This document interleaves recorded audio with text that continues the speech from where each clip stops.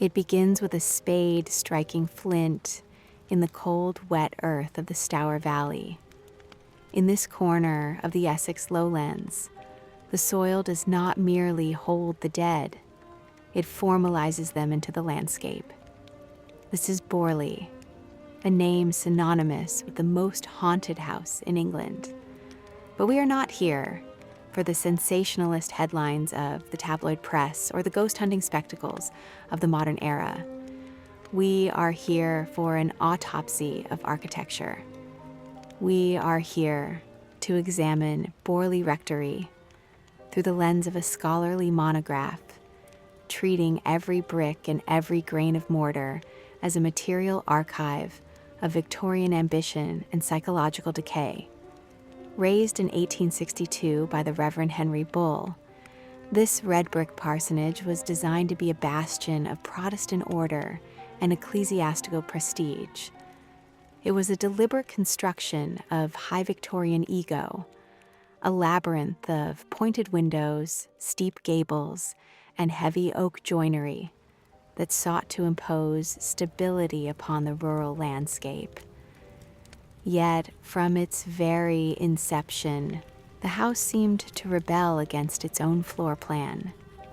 The mist clinging to the marshlands and the pervasive damp of the Stour Valley conspired to dissolve the boundaries between the living and the memories interred within the walls.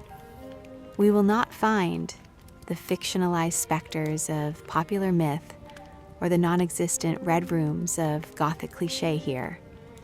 Instead, we find a sequence of physical thresholds where the domestic and the uncanny intersect.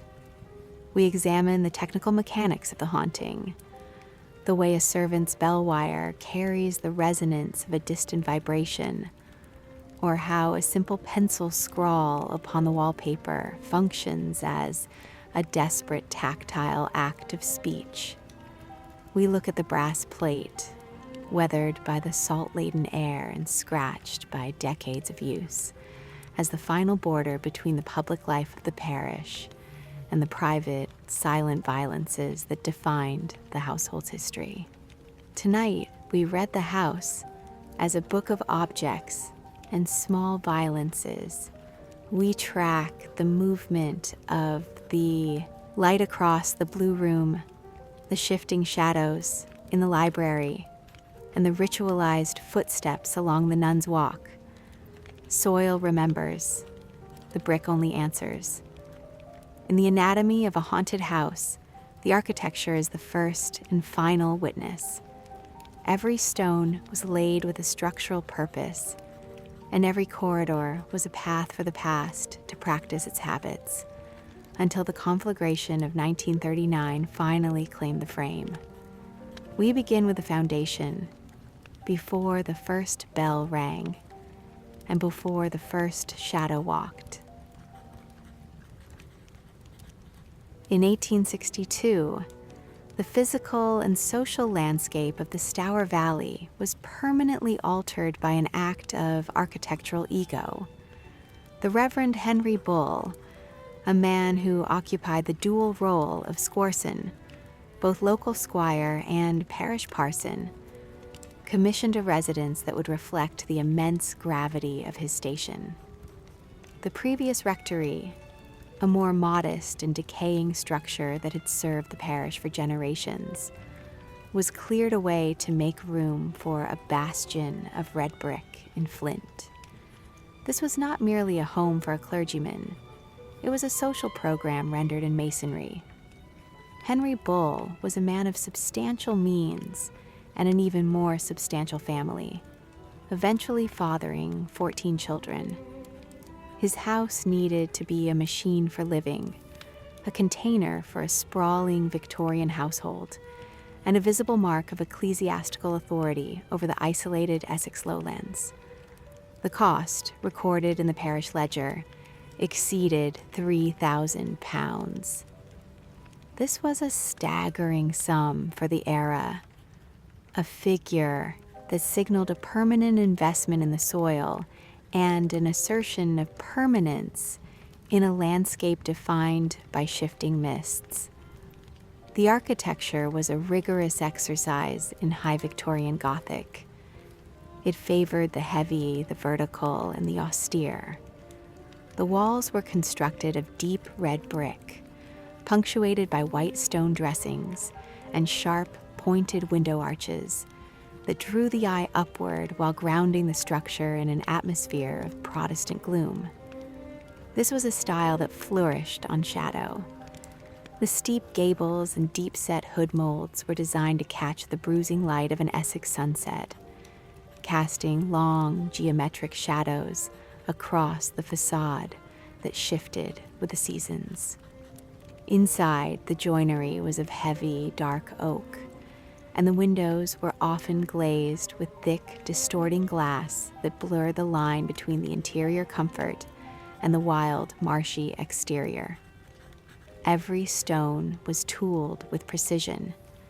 Every door was fitted with a weight that demanded effort to open, ensuring that the act of moving through the house was always a conscious, physical experience. The very materials suggested a resistance to the passage of time. The bricks were fired in local kilns, using the dense clay of the region to create a facade that felt as though it had been pulled directly from the earth and hardened into a fortress of Victorian morality. The sheer mass of the building acted as a thermal and psychological buffer against the outside world, creating a sealed environment where the reverence word was law. The floor plan of Borley Rectory was a map of Victorian power and social segregation. It was designed with a strict L shape to separate the functions of the household. The front of the house, comprising the entrance hall, the family parlor, and the rector's study, was a realm of high ceilings, decorative cornices, and silence. This was where the Bull family performed their public and private lives.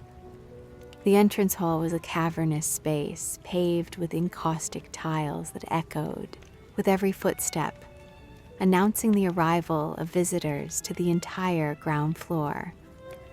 To the left, the rector's study served as the nerve center of the parish.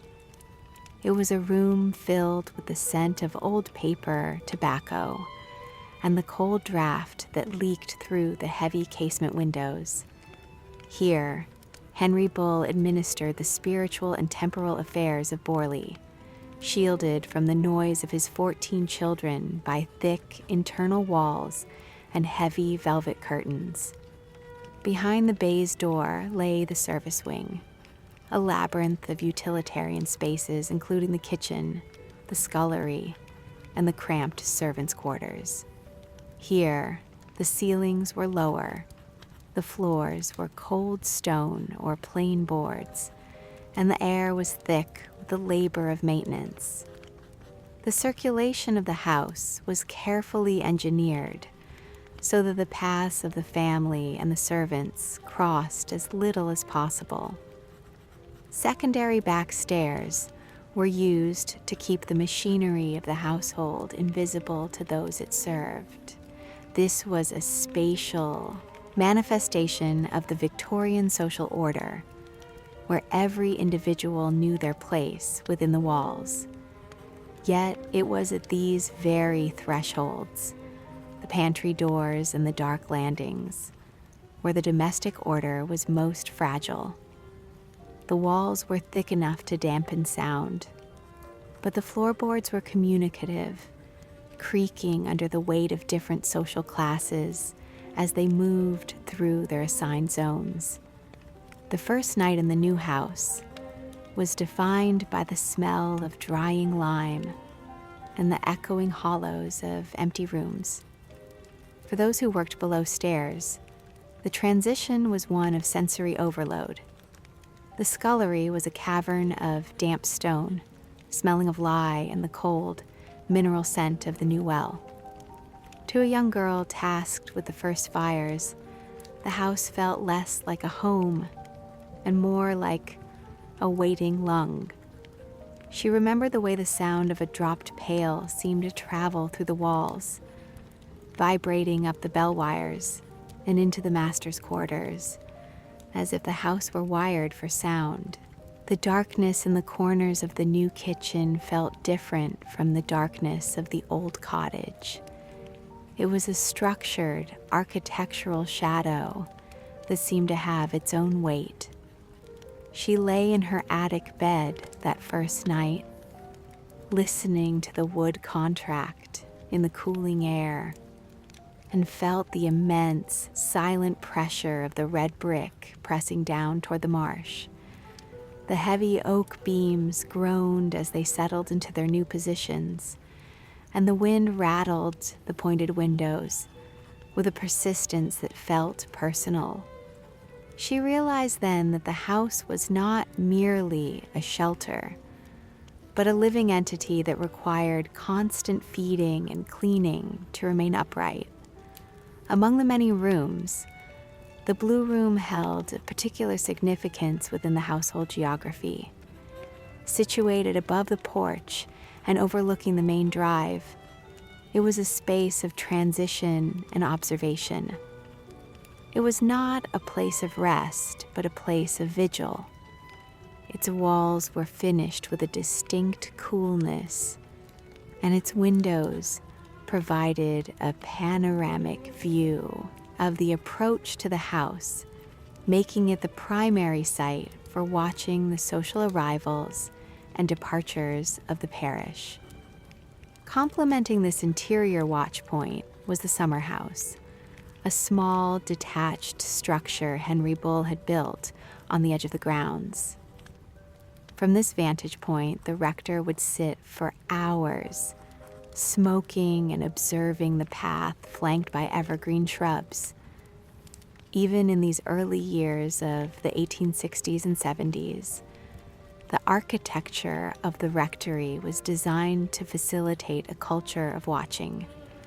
The house was a panopticon of the rural parish, where every window was an eye and every corridor a channel for observation. This constant surveillance was a hallmark of the Victorian rectory, where the personal conduct of the family was always on display to the community they served. The interior design mirrored this sense of watchful discipline. The walls were covered in heavy wallpapers with repetitive geometric patterns that seemed to vibrate in the low light of the oil lamps. The furniture was massive and immobile, carved from mahogany and walnut, designed to ground the inhabitants in a state of permanent decorum. In the library, the shelves were packed with leather-bound volumes of theology and classical history, creating a wall of inherited knowledge that shielded the rector from the uncertainties of the outside world. Yet, despite this meticulous planning, there were spaces that remained unmapped and underutilized. Small closets tucked under the eaves and narrow crawl spaces behind the wainscoting created a hidden anatomy that the residents rarely acknowledged. These were the gaps in the architectural logic, the places where the damp could congregate and where the sounds of the house's internal movement could be amplified into something resembling a presence. As the years passed, the Reverend Bull's children grew within these walls, their movements adding to the patina of the floorboards. The house absorbed their games, their illnesses, and their private rebellions. The red brick facade began to weather, the bright color of the new masonry softening into a more somber, historic hue. The gardens, once neatly planned, began to crowd the windows with overgrown laurel and yew, further darkening the interior rooms. The distinction between the cultivated grounds and the encroaching Essex wildness became blurred. This was a house of 20 rooms, and as the decades of the Bull tenancy progressed, it became a house of 20 tempers. The rigid social program of the 1862 floor plan began to buckle under the weight of the family's own history. The Gothic vocabulary that was meant to project stability instead began to project an atmosphere of sealed, stagnant memory. By the mid-1870s, the Red-Brick Bastion was no longer a new ambition.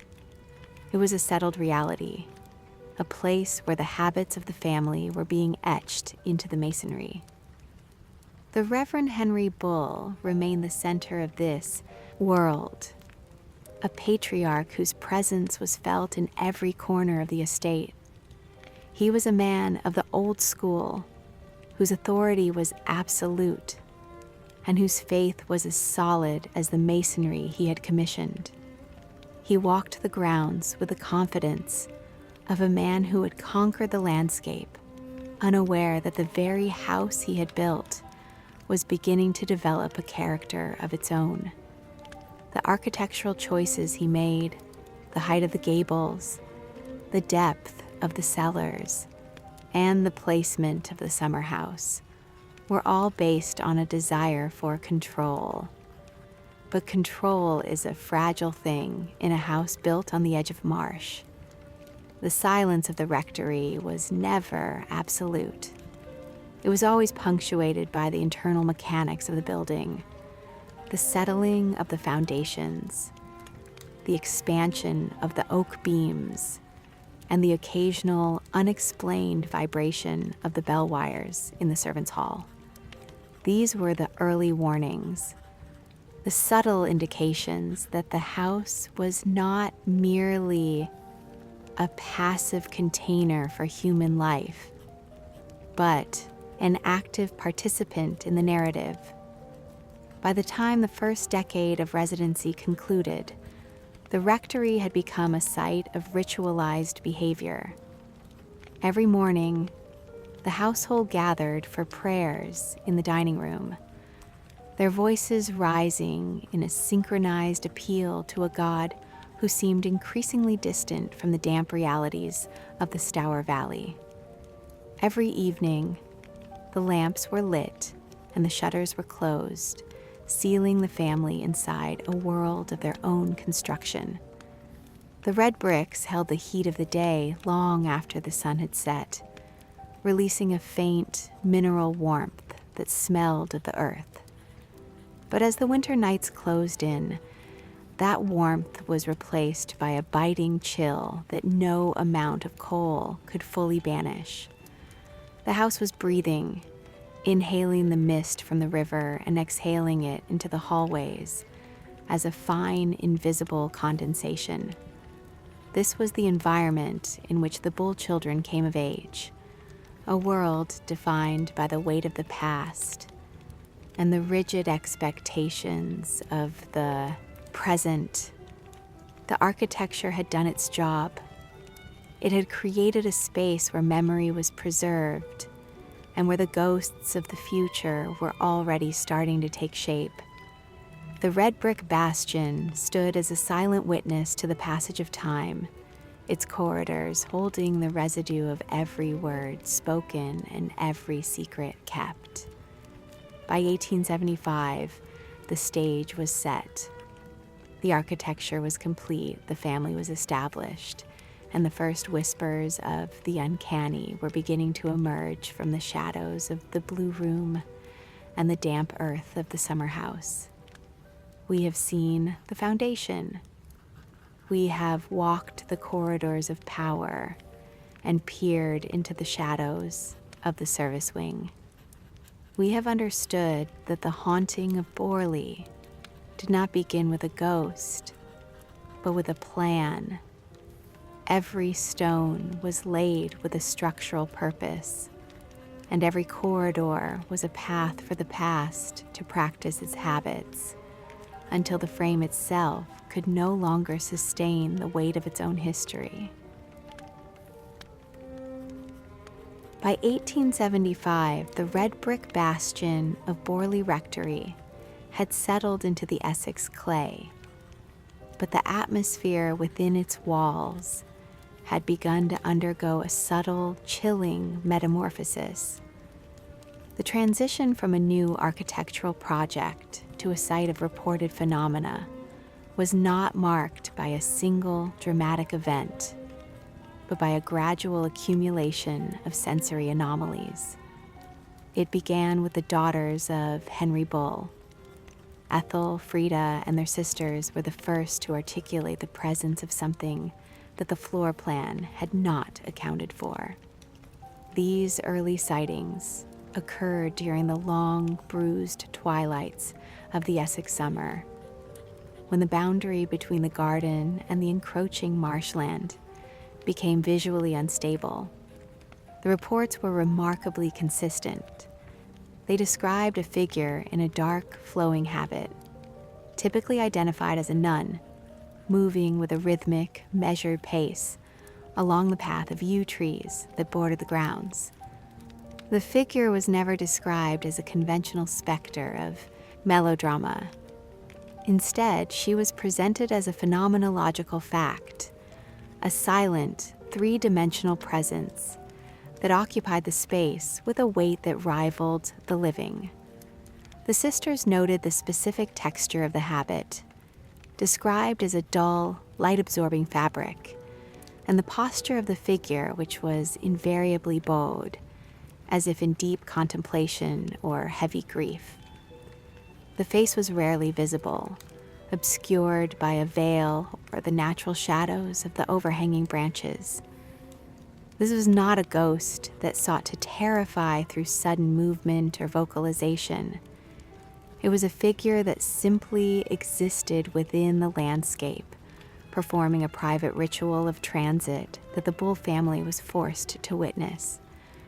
The daughters observed these manifestations from the vantage point of the garden or the windows of the upper floors, their reports characterized by a curious, scholarly detachment that reflected their father's own disciplined upbringing. This specific path, flanked by evergreen shrubs and shadowed by the heavy canopy of the trees, was soon christened the Nun's Walk. The naming of the path was a significant act of social mapping.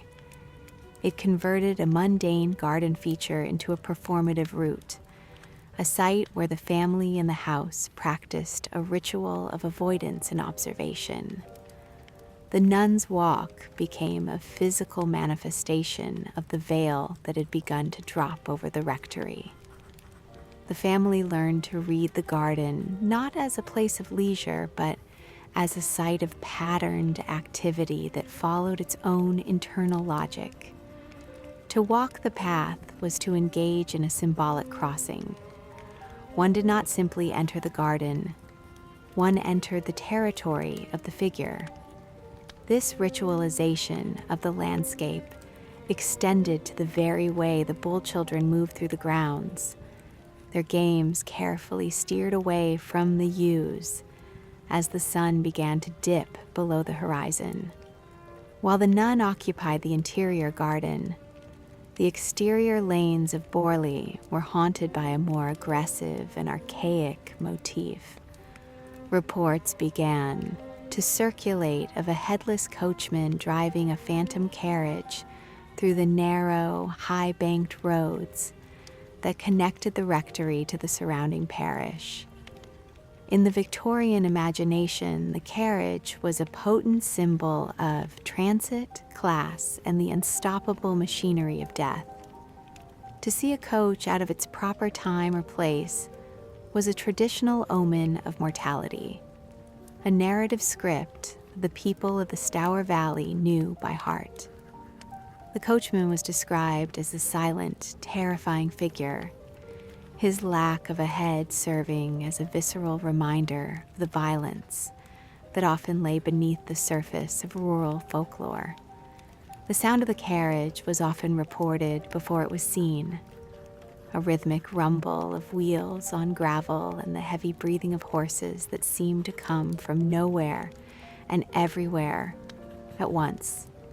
This phenomenon served to expand the haunting beyond the red brick walls of the rectory, stitching the house into a wider network of local omens and shared fears.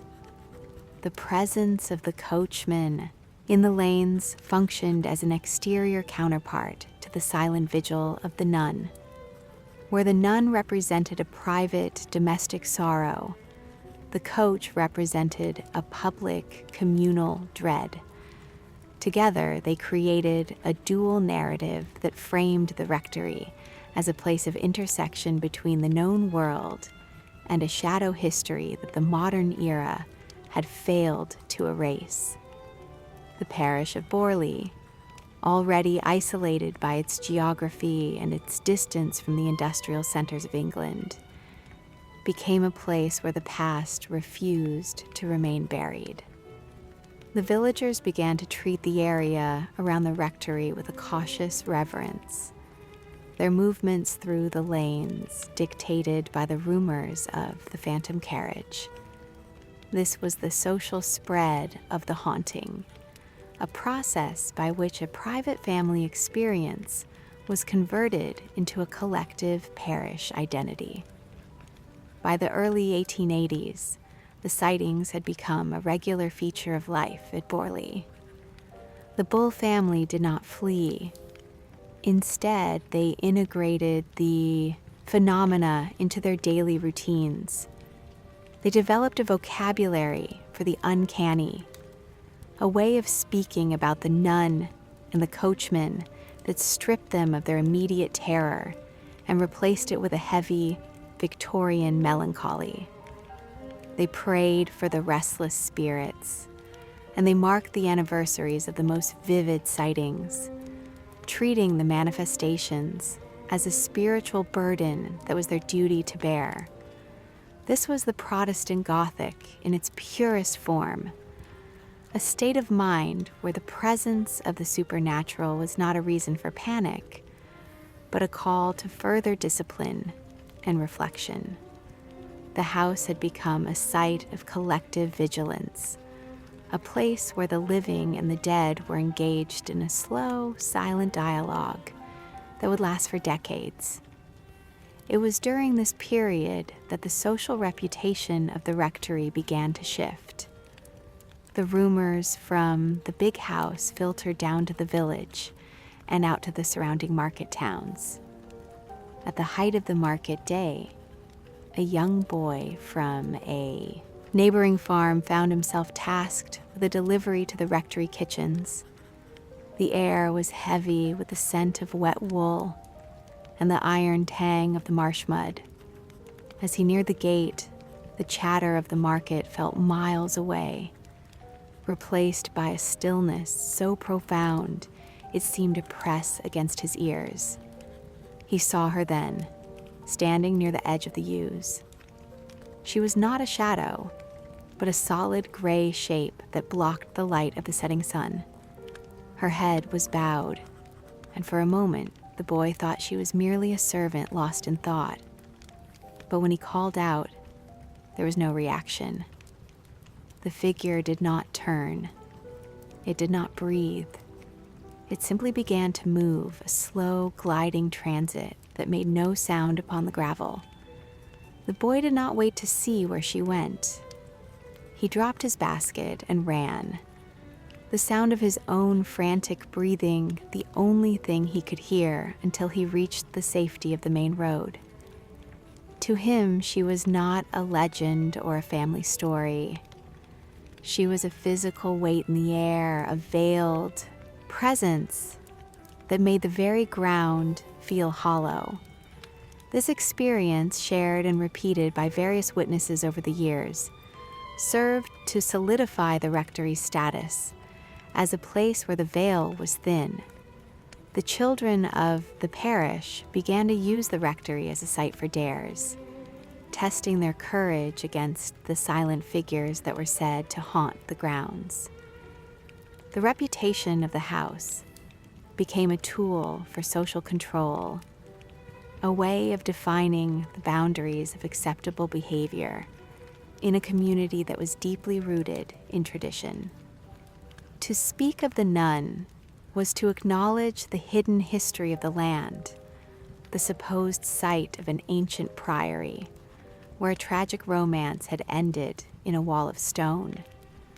Whether the history was accurate or not was irrelevant. The story provided a grammar for the fear, a way for the people of Borley to interpret the anomalies they witnessed. The ritualization of the sightings also had a profound effect on the internal life of the Bull family. The daughters, in particular, seemed to develop a heightened sensitivity to the atmosphere of the house. They spent their evenings in the library or the parlor, their conversation often turning to the latest reports from the garden.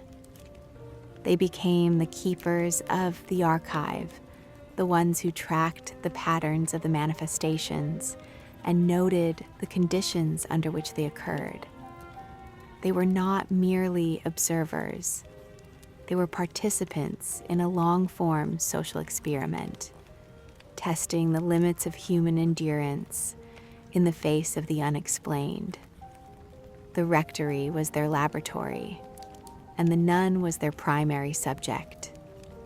This sense of academic inquiry provided a shield against the psychological toll of living in a haunted house, allowing the family to remain in residence long after others would have fled. By 1892, the manifestation of the veil was complete. The Red-Brick Bastion was no longer just a building. It was a character in its own right, a structure that had learned to project its own internal mysteries onto the landscape. The nun, the coachman, and the silent, watchful atmosphere of the rooms had become inseparable from the identity of Borley. The architecture had provided the frame, but the family and the parish had provided the narrative. Together, they had created a Gothic masterpiece that existed not in the pages of a novel, but in the lived experience of an Essex parsonage.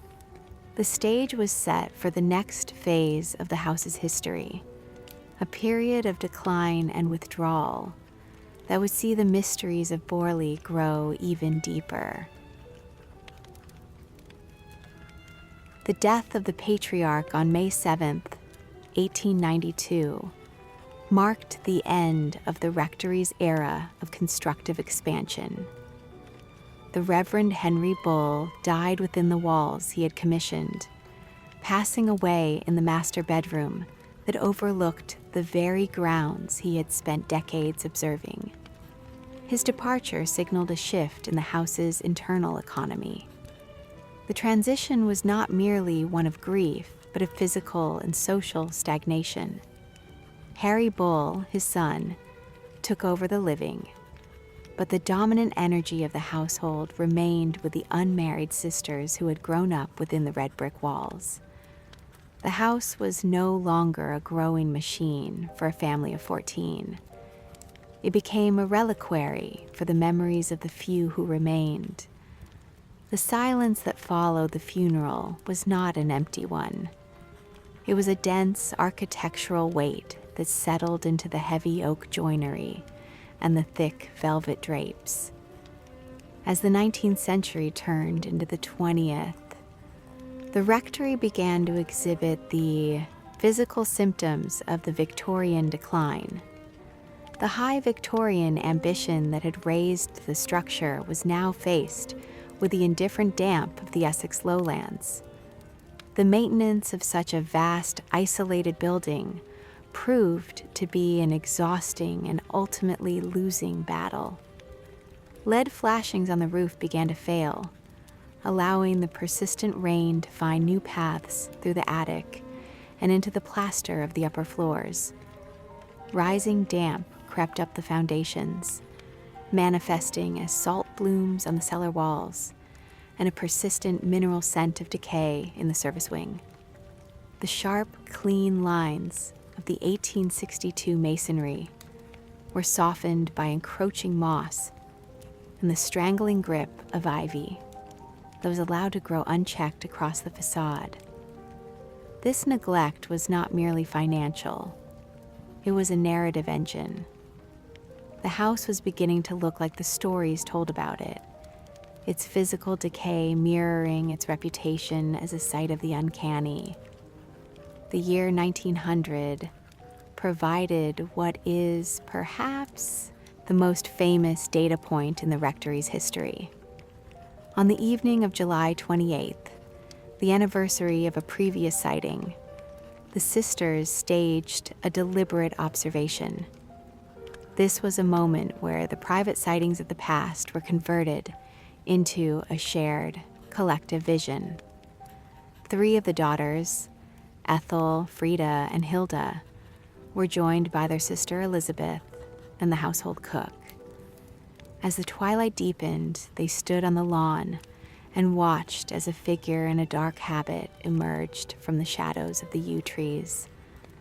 The figure moved with the same measured, gliding pace that had been reported for decades. The witnesses described a profound sense of stillness that accompanied the manifestation.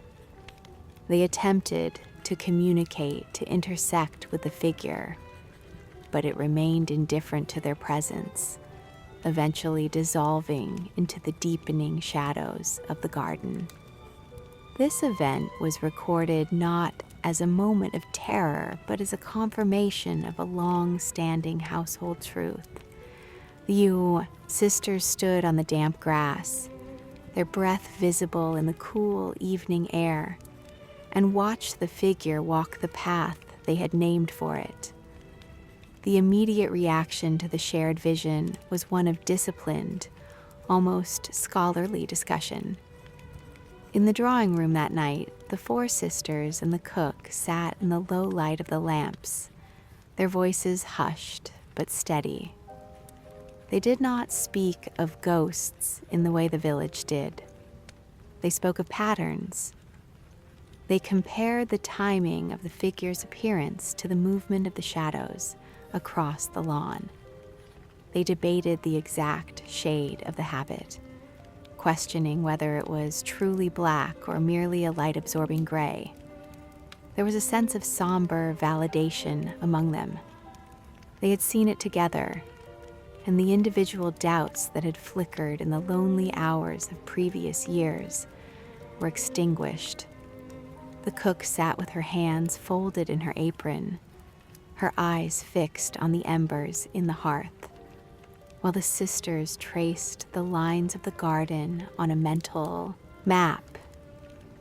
They were the keepers of a secret that was now a shared reality, a family burden that was being etched into the very atmosphere of the room. The house felt smaller that night, the walls more intimate, as if the manifestation in the garden had tightened the bond between the inhabitants and the architecture. By this time, the social life of the rectory had begun to contract significantly. The massive social gatherings of the early Bull years were a thing of the past. The house became increasingly reclusive, a red brick island in the middle of the parish. Visitors were few, and those who did come were often struck by the heavy, stagnant air of the interior. The reputation of the house preceded it, creating a psychological barrier that few in the village were willing to cross. The rectory was no longer seen as the center of the community's social and spiritual life, but as a site of curiosity and dread. Neighbors reported seeing lights in windows that should have been empty and hearing the faint rhythmic sound of a carriage in the lanes when no horses were to be found. The sisters accepted this isolation with a stoic, Victorian grace, their lives dictated by the internal rhythms of the house and the requirements of the parish office. The physical decline continued to accelerate as the 20th century progressed into the 1920s. The cracks in the tiles and the failing lead were no longer just maintenance issues. They were markers of time. The house was aging in a way that felt accelerated, as if the weight of the memories it held was pulling it back toward the earth. The soundscape of the interior shifted. The sharp, clear echoes of the 1860s were replaced by the muffled, thudding sounds of damp wood and heavy dust. The bell system, once a vital network for domestic service, became erratic. Wires would vibrate without being pulled, and the small brass bells in the servants' hall would give a single, lonely toll in the middle of the night. These were not the aggressive poltergeist activities of the later years, but the quiet, mechanical groans of a building that was losing its structural integrity. The material archive of the rectory grew with every passing year. Inherited items from the mid-19th century were kept in place, creating a house of layered time. A locket left on a dressing table, a pressed flower in a Bible, a child's toy tucked behind a baseboard. These were the objects of memory that anchored the sisters to the past. They did not clear away the belongings of the dead. They lived alongside them. The interior of the house became a palimpsest, where the movements of the living were performed over the traces of the gone. This preservation of the past created a psychological environment where the line between memory and manifestation was perpetually blurred.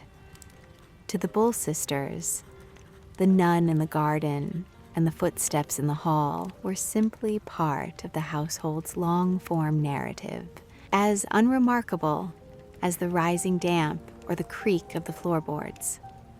By 1927, the era of the Bulls was coming to a close.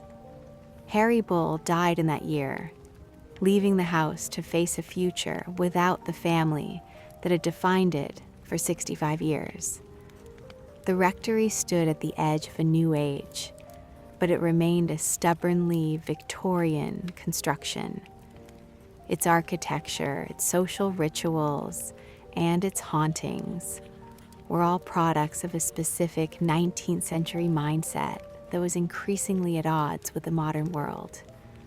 The house had become a sealed system, a place where the past was not just remembered but was physically present in the masonry and the shadows. As the final Bull sister prepared to leave, the house was left in a state of suspended animation, waiting for a new set of observers to try and read its grammar. The transition from the Bull family to the next occupants would be the catalyst for a more violent and vocal phase of the house's history. But the foundation had been laid during these decades of quiet, atmospheric decline. A closed house is never private. It becomes a place for the past to practice its habits. The Red-Brick Bastion remained, holding its breath in the Essex mist, a monument to a family and a way of life that were slowly being reclaimed by the soil. The anatomy of the haunting was now well established, its patterns mapped and its witnesses recorded. The rectory was no longer just a house. It was an archive of Victorian melancholy, a physical site where the weight of the past was measured in every crack in the plaster and every shadow on the nun's walk. The transition of power in September 1928 was a quiet affair, but it carried the weight of a fundamental displacement. Reverend Guy Eric Smith and his wife, Mabel, arrived at Borley to find a structure that seemed to have outlived its own purpose. To the Smiths, the rectory was not a grand spiritual center, but a massive, stubborn obstacle of brick and mortar. They were modern people, products of a post-war world that prioritized efficiency and light. Yet they were now the custodians of a high-Victorian fossil. The house was a machine that required constant feeding. Without electricity or central heating, every hour of the smith's day was dictated by the primitive needs of the building. Coal had to be hauled from the cellars to feed the numerous hearths that struggled to push back the encroaching damp of the Essex autumn. Water was pumped by hand, a laborious process that produced a thin, metallic stream from the brass taps that echoed through the hollow stone of the scullery. This was the reality of the Smith Interim, a daily struggle to maintain a 20-room parsonage that felt less like a home and more like a decaying industrial plant. The physical labor of the house was matched by a profound social isolation. The Smiths were outsiders, city people who had been dropped into an Essex parish that viewed the rectory with a mixture of ancestral pride and deeply ingrained dread. The villagers watched from a distance as the new rector attempted to assert control over the grounds. They saw him hacking back the overgrown laurel and yew that had begun to choke the windows during the final years of the Bull family's decline.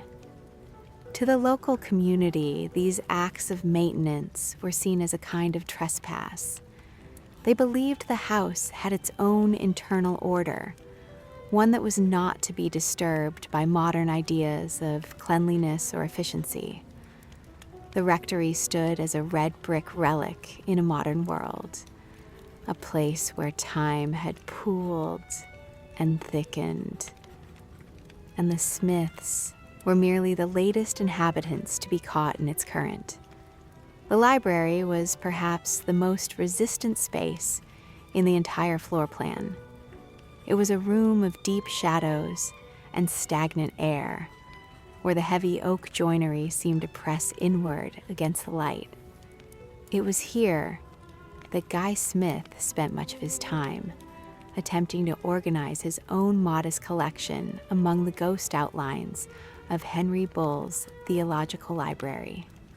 The wallpaper was a faded, repetitive pattern of leaves that had turned a jaundiced yellow where the light failed to reach. The floorboards were covered in a thin layer of fine gray dust that seemed to regenerate no matter how often it was swept. In a small, inconspicuous cupboard tucked away beneath the window, Smith found a collection of discarded household items from the previous century. There were old newspapers from the 1870s, a broken porcelain inkwell, and several heavy, grease-spotted parcels tied with rotting twine. It was during a thorough cleaning of this neglected space that the material archive of Borley yielded its most disturbing artifact. When the Reverend unwrapped the final parcel, he found himself holding a human skull. It was not a pristine anatomical specimen, but a fragment of history still coated in the fine, dark dust of the Stour Valley soil. The bone was a deep amber hue, marked by the chemical reactions of the earth and the slow passage of time. There was a jagged fracture along the parietal bone, and the sockets were filled with a fine silt that trickled onto the floorboards as he lifted it from its paper shroud. This was not the work of a phantom. It was the work of the grave. The skull was a material witness to a history that the house had attempted to digest, but had instead preserved. Smith did not react with the horror of a character in a Gothic novel. He was a man of modern discipline, and he treated the find with a clinical, almost detached curiosity. He took a pen and recorded the discovery in the household log, noting the precise location, the the state of the bone, and the sensory details of the library at that moment. This was the first material proof that the house was indeed a place of interred secrets, a site where the boundaries between the living and the dead were not merely psychological but physical. At approximately 5:30 that afternoon, the household laundress was moving through the ground floor with a basket of heavy linen. She was a woman who knew the house by its textures and its smells, and she had always felt a particular aversion to the library. As she passed the door, she noticed it was slightly ajar. The air that drifted out into the hallway was not the familiar scent of wood smoke and old paper. It was something sharper and colder. She stepped into the room to find the cupboard door standing wide, a black void in the wainscoting that seemed to be exhaling the very chill of the earth. The light was failing, and in the gray half-light, she saw the Reverend standing by the central table with a parcel unwrapped. She saw the smooth, rounded curve of the skull catching the last of the day's light, looking like a polished stone pulled from a riverbed. The silence in the room was absolute, a heavy pressure that made her ears ring. She felt as though the house had finally opened its mouth to speak, and what it had to say was made of bone and dirt. She did not linger to ask questions. She turned and retreated to the safety of the kitchens, the weight of the damp linen in her arms feeling suddenly like a shroud. To her, the skull was not an object of study. It was an intrusion of the churchyard into the home, a sign that the boundaries of the rectory were no longer secure. The domestic response to the discovery was a mixture of practical ritual and suppressed anxiety. Mabel Smith found herself increasingly drawn to the library, her thoughts turning to the legends of the nun that the village children whispered about at the gates. The presence of the skull changed the way the Smiths moved through their home. They began to bolt doors that had previously been left open and to keep the lamps burning later into the night. The discovery had activated a latent energy within the architecture. The small, unexplained incidents that had been dismissed as the groans of an old building now took on a more sinister character. A door found unlocked that had been carefully bolted. A soft footfall in an empty upstairs corridor, and the persistent low vibration of the bell wires in the servants' hall. Guy Smith could find no mechanical explanation for these events, yet they occurred with a rhythmic frequency that suggested a purposeful agency. The house was no longer just a drafty parsonage. It was a site of active investigation. The news of the skull filtered out into the parish with remarkable speed, carried by the whispers of the servants and the casual comments made at the village post office. To the people of Borley, the find was a validation of everything they had been told by their parents and grandparents. In the tap room of the local inn, the skull was immediately linked to the sightings of the nun, providing a physical anchor for the legend of the woman who had been walled up alive for her sins.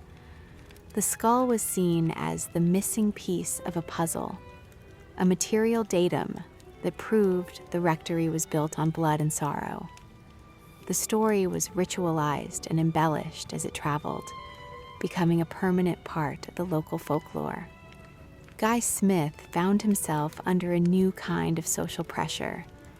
He was no longer just the rector. He was the man who had disturbed the bones of Borley, the man who had invited the past back into the present. By 1929, the first waves of media interest began to ripple toward the rectory gates.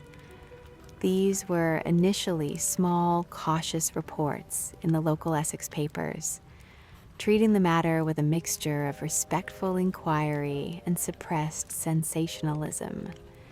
They spoke of the curious find and the long-standing reputation of the site, quoting anonymous villagers who were more than happy to share their tales of the phantom coach and the veiled woman. This was the moment the rectory's material archive became public property. The private trauma of the household was being converted into a narrative for national consumption, a process that would ultimately strip the Smiths of any hope for a peaceful tenure. The house was being prepared for its role as a stage for the uncanny, and the skull was the primary prop in this new public drama. The skull remained a silent participant in this escalation of events. It was eventually taken from the library and buried in the churchyard, but its psychological impact on the house was permanent. It had named what the household had previously refused to acknowledge, that the rectory was a place of unresolved history. The discovery had shifted the focus of the haunting from the exterior garden and the lanes to the very heart of the interior rooms. The library, once a place of scholarly retreat and quiet administration, was now a site of material trauma. The Smiths continued their residence for a few more months, but the atmosphere had changed irrevocably. The modern world had tried to clean and reclaim the Victorian relic, and in doing so, it had uncovered a fragment of bone that refused to be polished away. The skull was the first of many things the house would yield. It was a material anchor in a sea of rumors, a hard fact of bone that grounded the haunting in the physical reality of the Stour Valley soil. Guy Smith had arrived hoping to modernize a parsonage, but he found himself instead acting as a curator for a museum of the dead. The red brick walls held the heat of the day and the secrets of the night, and as the Smiths prepared for their eventual departure, they realized that the rectory was not a place that could ever be truly possessed by the living. It was a place that belonged to the past, and the past was finally starting to speak. A bone unsettles habit because it names what the household refuses. The rectory had yielded its first secret, and in the silence that followed the burial of the skull, the house began to prepare its next, more vocal response. The Smiths were no longer just the inhabitants of a large, drafty parsonage. They were the keepers of a site that had begun to speak in the language of the past, a language that was increasingly difficult to ignore. In October 1930, the Red-Brick Bastion received its most controversial inhabitants. The Reverend Lionel Algernon Foyster and his young wife Marianne moved into the rectory with an optimism that was quickly dismantled by the architecture itself. Lionel was a cousin of the Bulls, a man who believed he understood the temperament of the house by virtue of his bloodline. He expected a quiet, scholarly tenure in the Essex countryside, a place where he could attend to his parish duties, while his wife managed the sprawling domesticity of the 20 rooms. But the house they entered was not the disciplined machine of 1862. It was a structure in the advanced stages of spiritual and physical rot. The damp had moved from the cellars into the very marrow of the oak beams, and the air held a persistent metallic chill that no amount of coal could fully banish. Within weeks of their arrival, The visual anomalies of the 19th century were replaced by a kinetic and vocal violence that would define the Foyster era as the most volatile in the house's history. The shift from the silent, gliding nun to the aggressive phenomena of the 1930s was a fundamental change in the house's grammar. It was as if the rectory had grown tired of its own silence and had begun to scream. The phenomena became physical, tactile, and targeted. It began with the bells. The internal communication system of the house, designed to facilitate the invisible labor of servants, became a source of constant, cacophonous disruption. The brass bells in the servants' hall, connected by long, rusting wires to the various rooms of the house, would erupt into motion without a human hand touching the pulls. They did not merely ring. They vibrated with a frantic, desperate energy that echoed through the stone corridors. To Marianne Foyster, standing in the kitchen as the bells for the empty bedrooms danced on their springs, the sound was a direct assault on the domestic order. The house was signaling its own internal distress, using the very tools of service to demand attention from the living. By the winter of 1930, the phenomena had escalated into the projection of objects. Bottles appeared out of thin air, shattering against the heavy oak doors of the hallway. Small stones, cold and wet as if pulled directly from the Stour Valley mud, were flung through the air in the presence of witnesses. These were not the ethereal manifestations of the bull years.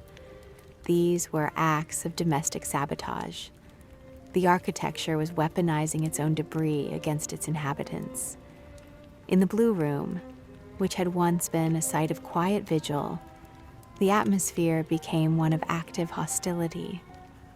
Furniture was overturned by unseen forces, and the heavy velvet drapes were ripped from their mountings. The room felt crowded, not with people, but with a dense, pressurized energy that made the act of breathing feel like a physical struggle. The Foysters found themselves living in a state of permanent siege, their movements through the house dictated by the unpredictable outbursts of the rooms they occupied. Marianne Foyster became the focal point of this new, violent phase.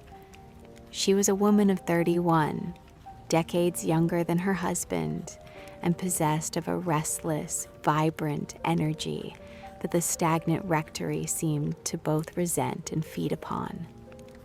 To the observers who would later study the case, Marianne was the lightning rod, the psychological catalyst that converted the house's latent memory into kinetic action. The manifestations seemed to follow her, intensifying in her presence and subsiding when she left the grounds. It was during this period that the most chilling form of communication emerged: the wall writings. Scrawled in a frantic, childish hand upon the faded wallpaper of the corridors and the landings, messages began to appear. "Marianne, please help. Get light mass prayers." These were not the polished liturgical requests of a Victorian clergyman. They were the desperate, illiterate cries of a presence that seemed trapped within the very fabric of the building. The pencil marks were light, almost hesitant, as if the hand that held the lead was struggling to maintain its grip on the material world. The handwriting on the walls represented a collapse of the boundary between the house and the inhabitant. The rectory was no longer merely a container for the family. It was attempting to speak through them. Lionel Foyster, ever the documentarian, attempted to treat these messages with the same scholarly detachment his predecessors had used to record the sightings of the nun. He photographed the writings, measured their height from the floor, and noted the times of their appearance. But the clinical approach failed to capture the profound sense of violation that these messages represented. To have the very walls of one's home address one by name is a form of architectural stalking. The messages appeared in the most private spaces, beside the dressing table, on the back of the pantry door, and in the narrow hallway leading to the nursery. The house was claiming intimacy with Marianne, forcing her into a dialogue with a shadow history that she could neither understand nor escape. As the months turned into years, the physical state of the rectory continued to mirror the psychological trauma of its occupants. The winter of 1931 was particularly brutal. The pipes froze and burst, sending cascades of water through the ceilings and turning the service wing into a cavern of ice and damp. The smell of the house changed, the scent of old paper and wood smoke being replaced by the sharp, acidic smell of ozone and the heavy, earthy odor of the rising damp. The light in the rooms seemed to fail earlier each day, the thick, distorting glass of the windows catching the mist and holding it against the interior. The social isolation of the Foysters was absolute. The villagers of Borley, hearing rumors of the bottle throwing and the wall writings, treated the rectory with the renewed and terrifying reverence. They believed the house was purging itself of the newcomers, that the masonry was rejecting the modern presence of the Foysters in favor of its own ingrained habits. The social climate within the house was equally strained. Lionel, aging and increasingly infirm, sought refuge in his studies and his prayers, attempting to maintain a facade of ecclesiastical dignity while the world around him dissolved into chaos. Marianne, isolated and under constant sensory assault, became the primary witness and victim of the phenomena. She reported being thrown from her bed, of having her hair pulled by unseen hands, and of being locked in rooms by bolts that moved of their own accord. These experiences were shared by the few visitors who were brave enough to stay the night. They spoke of the sudden, localized drops in temperature, the sound of rhythmic thudding behind the wainscoting, and the sight of dark, amorphous shapes moving through the hallways at the periphery of their vision. The rectory had become a site of collective trauma, a place where the human mind was forced to recalibrate its understanding of reality in every shadow. In June of 1931, the famous psychic researcher Harry Price made his first entry into the Foyster era. Price was a man of the New Age, a technician of the supernatural who brought with him a suite of scientific instruments designed to measure the unmeasurable. He arrived at the rectory with cameras, voice recorders, and chemical tests, intending to subject the phenomena to the rigors of the laboratory. His presence changed the tone of the house. The private struggle of the Foysters was now a professional investigation. Price walked the corridors with a critical eye, tapping the walls for hidden cavities and examining the bell wires for signs of mechanical tampering. He was skeptical of Marianne, viewing her as a potential source of the disturbances. Yet even he was forced to acknowledge the profound atmosphere of the site. He recorded the rhythmic knockings and the sudden appearance of objects, noting that the house seemed to react to his presence with a calculated, almost mocking displays of force. Price's involvement marked the transition of Borley Rectory from a local legend to a national sensation. He was a master of the media, and his reports from the rectory were serialized in the London press, bringing the story of the most haunted house in England to an audience of millions. The house was now a public spectacle, its private sorrows converted into entertainment for a public hungry for the uncanny. But for the Foysters, the reality remained one of daily, exhausting labor and fear. The scientific investigation did nothing to alleviate the physical violence of the phenomena. The bottles continued to break, the bells continued to ring, and the writing on the walls became more frequent and more desperate. The house was not interested in being measured. It was interested in being heard. The kitchen, once the bustling heart of the Bull household, became a site of particular dread during the Foyster years. The stone floor remained perpetually cold, and the air held a dampness that seemed to seep into the very bones of the servants. It was here that the household help, often young girls from the village, would experience the most visceral manifestations. They reported the feeling of invisible hands brushing against their faces, the sound of heavy furniture being dragged across the floor in the empty rooms above, and the sight of small, glowing orbs of light that would drift through the scullery before vanishing into the pantry. To these women, the house was not a site for scientific inquiry. It was a living, breathing enemy. They learned to move through the rooms in pairs, never turning their backs on the dark corners of the cellars or the shadowed landings of the back stairs.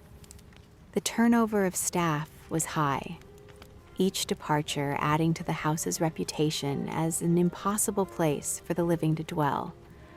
By 1934, the Foysters' endurance was reaching its limit. The financial burden of the rectory, combined with the psychological toll of the haunting, had left Lionel and Marianne exhausted. The house was falling into a state of irremediable decay.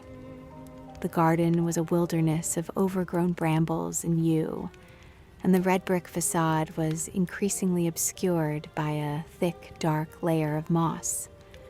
The interior rooms were damp and drafty, the wallpapers peeling away to reveal the cold gray plaster beneath. The messages on the walls had ceased to be a novelty and had become a permanent, haunting reminder of the house's internal voice. The final year of their residency was marked by a gradual withdrawal from the parish and a sense of resigned waiting. They were no longer fighting the house. They were simply waiting for the moment they could leave it behind. The final abandonment occurred in 1935. Lionel Foyster, his health failing and his spirit broken by the 5-year siege, moved his family away from Borley, leaving the rectory empty for the first time in its history. The departure was quiet, a slow migration of belongings and bodies from the Red-Brick Bastion. As the final door was locked, the house was left to its own devices. The silence that returned to the corridors was not the silence of peace, but the silence of a predator that has finished its meal. The rectory stood alone in the Essex mist, a monument to a family that had tried to coexist with the past and had failed. The Foyster era had proven that the house was not a passive site of memory, but an active, aggressive force that could shape the lives of those who dared to enter its domain. The stage was now set for the final act. The house was empty. The legends were national, and the architecture was primed for the catastrophe that would eventually claim it. Harry Price would soon return to Borley, not as a visitor, but as a tenant, turning the rectory into a laboratory for the study of the unknown. But the memory of the Foyster storm remained etched in the walls, in the broken glass of the cellar floors, and in the frantic, pencil-scrawled messages that even the damp could not fully erase. The Red-Brick Bastion had spoken, and the world was finally listening. A house that screams in stone and lead is a house that has forgotten how to be a home. The anatomy of the haunting was complete. The visual, the material, and the vocal elements all present in the stagnant air of the Stour Valley. Every stone held its weight. Every corridor held its shadow. And the path of the nun's walk remained as a silent invitation to the next observer who would dare to walk its length. The history of Borley was no longer a matter of parish records and family trees. It was a matter of bone, brick, and the desperate scrawl of a hand that refused to be still. The uncanny at Borley was never wholly supernatural. It began in the house as a set of mechanics, and those mechanics shaped how people came to hear intention, where only structure produced sound. The bell system and the acoustic architecture of the rectory supplied a vocabulary that observers read as agency. To understand the disturbances of the later years, it is necessary to treat the house as an instrument, to follow wire and timber and hollow into the ways ordinary physics can masquerade as a voice. Service bells were a common feature in Victorian houses, simple networks of pulls, wires, and bells that translated a request across rooms without company. In plan, they are unremarkable, but in practice, they form a hidden web that crosses ceilings, runs behind cornices, and threads through attic voids. A single pull in the study can translate to a clapper striking in a distant hall. The motion transmitted along a taut wire and amplified by the bell box, where wires pass close to chimneys or where fixings have seized with rust. The motion of one run can couple into a neighboring run. A brittle link will vibrate under a wind or a settling beam, and a bell will ring with no hand upon its pull. In a house of 20 rooms and multiple servants' pulls, the web becomes dense, and the network of possible interactions multiplies. A bell that belongs to the nursery can sing in the servants' hall when a different wire oscillates in sympathy. The system is, in effect, a mechanical polyphony that will produce false positives under the simplest disturbances. Wiring also follows routes that concentrate attention on thresholds, where a bell wire is clipped below a landing or threaded along a boarding register. The resulting physical noise of the wire rubbing a batten can be heard in an adjacent room as a localized knock. A wire that slips on a pulley will release a short, sharp metallic click that translates into meaning when heard in a house primed to expect communication. These clicks accumulate into a grammar. Observers who live amid such noises begin to map them onto human action. The problem is compounded by the servants' regime. In households where labor is routinized, every bell is already laden with social significance. A bell that rings at midnight does not read as an accident. It reads as a summons and as a breach. The bell system also creates visual ambiguity. Long runs of wire produce taut lines of shadow beneath eaves and behind paneling. A momentary movement of a wire can catch reflected light in a way that suggests the passage of a hand. This visual miscue, paired with a mislocalized sound, produces an interpretation that privileges agency. The house then supplies both cause and evidence the mechanical and the perceived, and the distance between them collapses. Acoustics and building geometry perform a similar work. Corridors, chimneys, hollow divisions, and stairwell voids act as resonant cavities.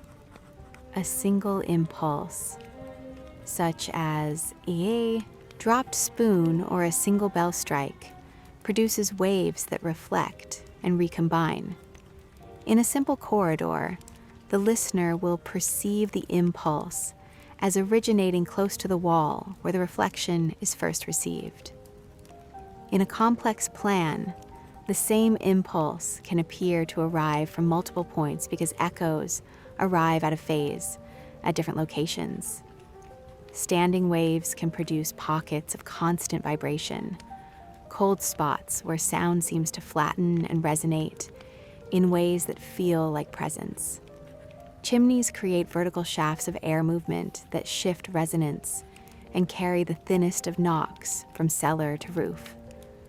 Fireplaces, when unused and cold, become echo chambers for the faintest mechanical noises. A footstep in the attic may be heard in a ground floor parlor as a muted, delayed thump that suggests a locality far from the actual source. A simple field demonstration makes the point with unambiguous clarity. Place a single clear bell in the attic connected by a taut wire to a visible pull in a study. Position 3 microphones at fixed points along a corridor, one near a landing, one midway, and one at the far parlor. Strike the bell once with a consistent force while observers occupy predetermined listening positions. The resulting recordings will show the same impulse arriving at different times and with altered spectral balance. On playback, the impulse will appear to move through space in ways that no single strike actually did.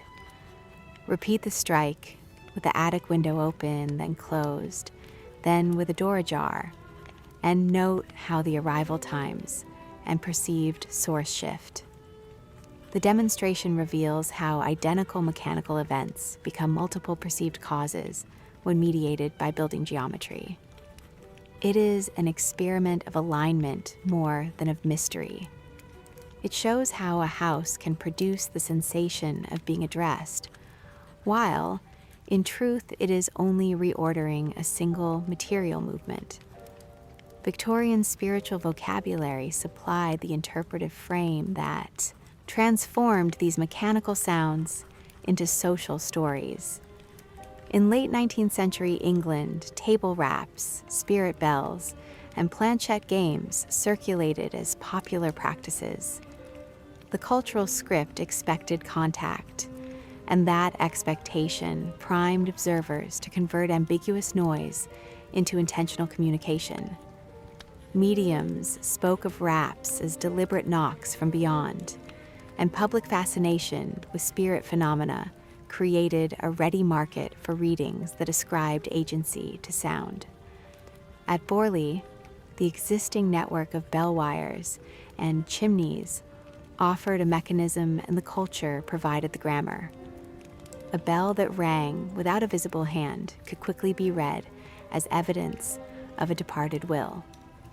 A pencil scratch on wallpaper became a message if the household already believed in messages. Expectancy and suggestion are active forces. A household told repeatedly that the house is uncanny will begin to notice anomalies that confirm the belief. This is not to deny the experience of those who lived through it. It is to note that human perception is interactive. The more a body listens for intention, the more likely it is to find it in the noise the building supplies. Collective watching magnifies this effect. When several witnesses share an expectation, the shared narrative will stabilize otherwise ambiguous events into a pattern series. Clerks and recorders mediate the conversion of experience into durable data. A late-night entry scrawled by an anxious hand will be read by future readers as evidence, and the clerk who copies it will encode both the content and the cadence of the original. A clerk who sat at a candlelit desk copying the log by the light of an angled lamp describes later how steps sounded on the landing while writing. The steps came 3 times, precise and near, and then a pause that made the chest feel hollow. The clerk registered the time, noted the absence of any visible cause, and, with a practiced hand, set the phrase into the log that later readers would treat as proof.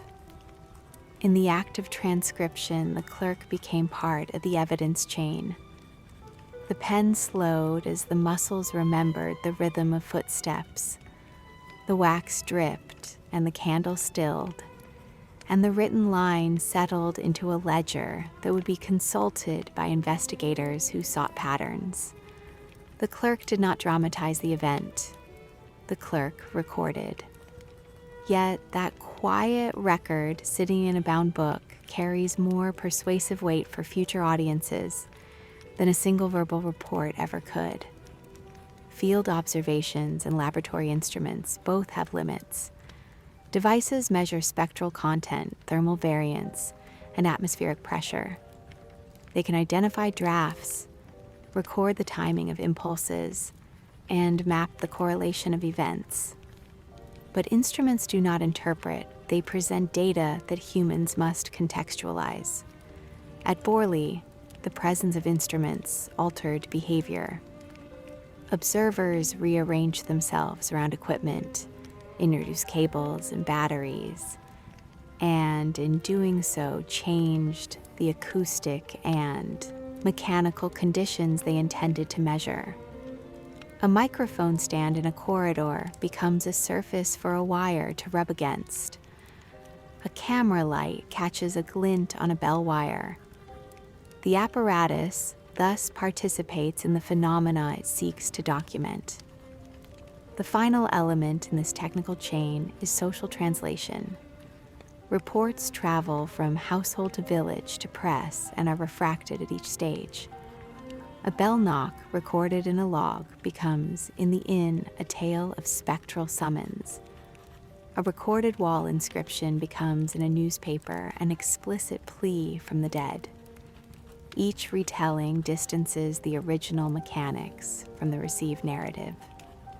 The house becomes a sign in a culture that prefers meaning to mechanism. Understanding the mechanics of the uncanny does not collapse the experience into banality. On the contrary, it enlarges the scene. To read bell wires, chimney shafts, and standing waves is to see the house as an active participant in its own story. The rectory was not merely haunted, it was designed and lived in ways that made haunting intelligible and communicable. The physics of structure and the psychology of expectation together built the language of Borley. A clerk who copied the night logs once noted the economy of attention that the house imposed. Work required a schedule. Watching required a discipline. Recording required steadiness of hand. The house offered only fragments at a time and asked that those fragments be treated as if they were whole. The clerk wrote of a late night when a single measured footstep stopped at the top of the landing and the candle guttered as if something had passed between flame and air. The entry was terse, the sentence short, the handwriting a little uneven. Decades later, that line would be boxed and cited as a key tense moment in the record. The clerk did not claim revelation. The clerk claimed an observation and set it down for others to read. Observers arrived with notebooks and clocks and a discipline that turned night into labor. Watching was organized as if it were a parish rota, a rotation of shifts nights measured in hours and in the quiet economy of attention. Men and women took turns at candlelit desks, hand-steady pens ready to mark time. Some kept to a rigid schedule, 3 nights on and 4 nights off. Others favored longer stretches to train the senses to a single house rhythm. The arrangement was spare and mechanical, a set of rules that promised to convert anecdote into datum. Each night, a roster named the watchers, listed the rooms to be monitored, and required that each anomaly be timed, described, and repeated when possible. The method was procedural rather than mystical, designed to reduce the burden of interpretation by insisting on precise phraseology and on the documentation of conditions, the temperature, the state of windows, the position of doors, and the status of the heating. Harry Price arrived with instruments and a public name. He came as a technician and as a narrativist, bringing microphones, cameras, electric lamps, and a method that treated nights as experiments. Price changed what the house could be for observers. His equipment introduced new surfaces and wires, altered the acoustic paths, and provided points of contact that had not previously existed.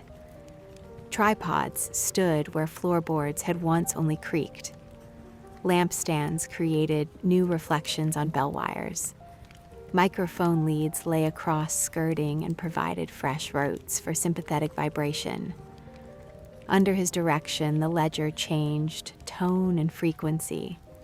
Entries became more systematic, less private, and the language shifted from family vocabulary to scientific register. Price did not prove or disprove phenomena. He amplified them, made them transmissible, and turned household logs into national dispatches. Observers habitually began each night with a room survey, a checklist that read like a domestic audit. The recorder noted whether the grate was alight, whether the bell pulls hung at rest, whether the window leadings showed condensation, and whether any loose wire ran across a skirting. Lamps were positioned to yield consistent illumination. Candles were trimmed to a standard length, and watches were synchronized to a master clock. Many watchers preferred to work in pairs. A pair provided corroboration and reduced the chance that fatigue would be mistaken for evidence. The presence of another witness disciplined the language of the record. To note a cold spot required the witness to hold a watch and to register the time and duration. To note a mirror tap required both to hear and to mark the precise interval between knocks. The record thus became an index, a stitched-together stream of small facts that could be examined for pattern. Logbooks are a strange genre. They are terse, fragmentary, and insistently literal. A typical night entry reads as a chain of small facts: time, event, implicated, object, witness count. These lines carry the force of authority because they appear in ink on bound sheets, in a ledger that can be consulted and compared. The act of writing reduces sensation to a form that other readers can weigh. A late-night entry might read, 12:23 a.m., corridor, sudden drop in temperature, 3 watchers present. 1:10 a.m., nursery mirror, 2 taps, no visible cause. 2:05 a.m., servants' hall, bell call, single ring, wiring, noted loose. 3:40 a.m., landing, measured footfall, direction unknown. These terse lines do not tell a story. They present a sequence and leave interpretation to the reader. The discipline of this form is its virtue and its hazard. It creates the impression of data even when meaning is thin. The log stream from the observer year shows both the strength and the weakness of collective watching. Entries cluster around particular hours. Cold spots recur just after midnight. Mirror taps align with the changing of watches. Bell calls spike during weather shifts and before storms. A statistical reader will note such regularities and then ask whether they derive from mechanical correlates, from the habits of the watchers, or from an independent agency. Each explanation remains plausible. The records are persuasive not because they prove a supernatural cause, but because they show a pattern of repeated observation that resists casual dismissal. The house, when watched night after night, begins to shape its own record. Expectation is itself a pressure. A household primed by years of rumor will be alert to particular phenomena. A roster that begins with the instruction, observe the mirror, will focus attention in that direction, and the mirror will in turn acquire the status of a site of potential events. Suggestibility is not to be confused with deception. It is an attentional bias that intensifies certain sensations and reduces the salience of others. A night watcher awake for 6 hours will be more likely to register a soft thud as a step and a chill as a significant drop because the mind seeks narrative closure. Collective suggestion can stabilize a pattern. When a mirror tap is recorded by 3 separate watchers at roughly the same time, the report acquires a circular authority. It will be cited in later summaries as evidence because it was observed more than once. The presence of formal instruments also alters the house. Microphones, camera tripods, and meter leads introduce new surfaces for vibration and new reflectors for sound. An experiment intended to measure an echo may inadvertently generate the very sound it seeks to capture. A microphone stand becomes a surface against which a wire can rub. A camera lamp catches a glint on a bell wire and creates a visual miscue. The act of measurement is not neutral. Observers rearrange the conditions simply by being present. In that sense, the records must be read with an awareness that observation participates in the phenomena it claims to describe. The psychological burden of continuous watching is considerable. Nights stretch and compress meaning until the distinction between watch and life becomes porous. Sleep deprivation narrows the lateral field of attention. Memory fragments elongate or shrink. Observers report phasic anxieties, a mounting sense of being watched in return.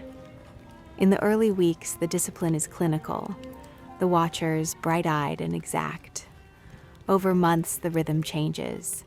Entries become shorter. Noted anomalies increase in frequency. A wary humor may develop during the watch. Small rituals performed to steady nerves. The careful refilling of a lamp. A shared bread and tea at 2 a.m. A whispered approximation of a litany. The ritual is itself a social technology designed to keep watchers functioning. It also creates new patterns that later readers might mistake for evidence. The social life of the observer is therefore part of the data environment. Records contain odd passages that suggest slow erosion of objectivity. An entry that begins as a sound can acquire intention in the act of copying. A succinct line, 12:03 a.m., landing, 3 distinct knocks. No visible cause grows in the margin over subsequent copies. To read the 3 knocks were deliberate as if made to be counted. The act of transcription archives not only words, but also judgment. Future readers encounter a text that already bears the first interpretation. The ledger becomes palimpsest, and the copier becomes interpreter. The The discipline of watching produced what might be called the data topology of the house: cold spots, recurring steps, bell calls at precise hours, and clusters of mirror taps together form a map that investigators treated as the house profile. These correlations allowed for more refined probing. Observers shifted positions to triangulate sound sources. They recorded the exact height of inscriptions on wallpaper to test probable authorship, and they timed the sequence of bell calls to evaluate sympathetic vibration. The method moved from passive recording to active experiment. The house was held to test. The logs show both sterile entries and weary annotations. A typical page reads like a ledger of small defeats. A line might note a lamp blown by a draft. A note might indicate a bell that rang 3 times in succession with no hand apparent. And a later line may mark the height of a pencil scrawl on a corridor wall. These details, stitched together, give a shape to the nights that observers endured. A sample log excerpt offers the spare tone of the record. 12:23 a.m. Corridor, sudden temperature drop. 3 watchers present 1:10 a.m. Nursery mirror, 2 taps. No visible agent, 2:05 a.m. Servants' hall, bell call, single ring. Wiring noted, loose 3:40 a.m. Landing, measured footfall. Direction unknown. Watching is an ordeal that produces small intimacies. The night watcher learns the particular timbre of a single floorboard, the specific creak that marks the carriageway, the time at which the scullery breathes cold. These are the granular skills of sustained attention.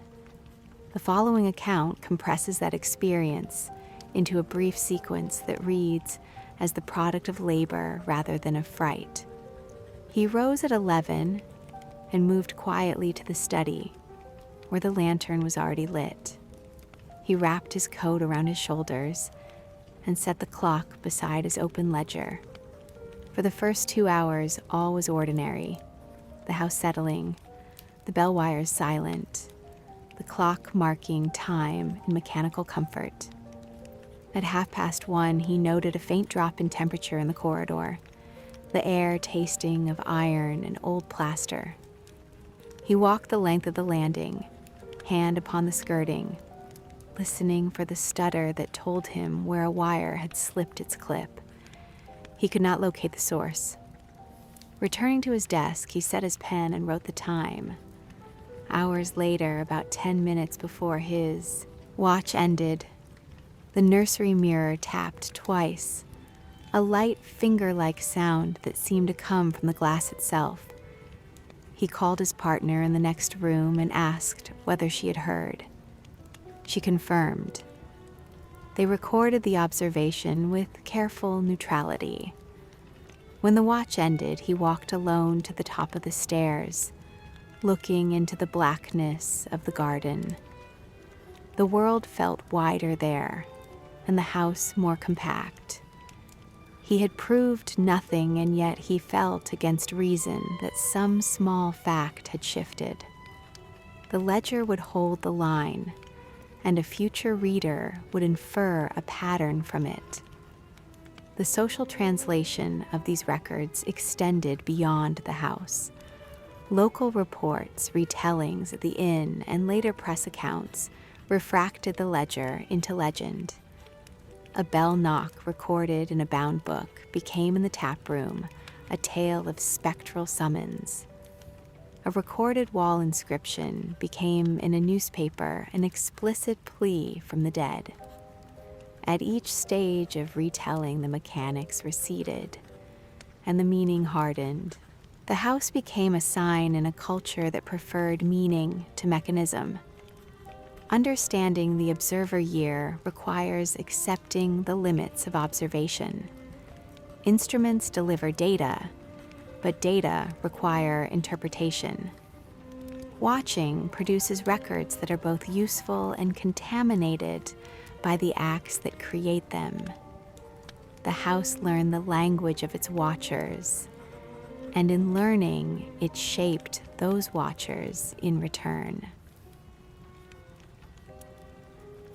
The night the rectory burned began with ordinary, routine gestures.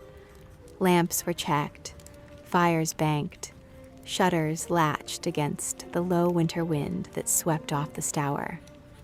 The house sat in silhouette, tile and brick, a dark geometry against the flat horizon. For decades, the structure had accepted maintenance and returned habit. On this night, a single ordinary accident met a building that had long been primed for misfortune, and the result widened with a speed that surpassed preparedness. A lamp stood on a small table in the upper passage, a lamp kept for quick light near the landing. A hand brushed a hem as a figure moved by. The flame caught the fabric, smolder becoming blaze as dust and varnish fed the heat. Paper adjacent to wood, velvet heavy with lint, joists dry from age and use, offered tinder in the pattern of domestic life. A tiny ember found purchase and then climbed. The first hour of the fire was intimate, a change in scent and light, a slow edge of heat that gnawed at wallpaper and then took into timber. Neighbors formed a bucket line with the prompt practiced in country places, a sequence of bodies passing water hand to hand from well to scullery. The pump at the cross was brought into service, and a mechanic ran a spare length of hose with an impatient competence that came from working on machines rather than myths. Buckets steamed, roofs steamed, curtains flared when a gust met a smolder. Hands blistered and the night turned practical and brutal. For a time, the work resembled the old rhythms of parish labor and nothing else. The roof and the chimneys determined the advance. Roof timbers that had held heat in summer now became a rapid conduit for flame.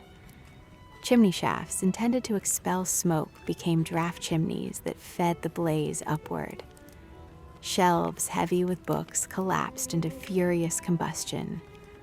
Rooms once sealed by oak and plaster were joined into a single cavity of heat. A support beam gave way and a panel of roof slid outward, exposing the burning heart of the house to wind and to sky.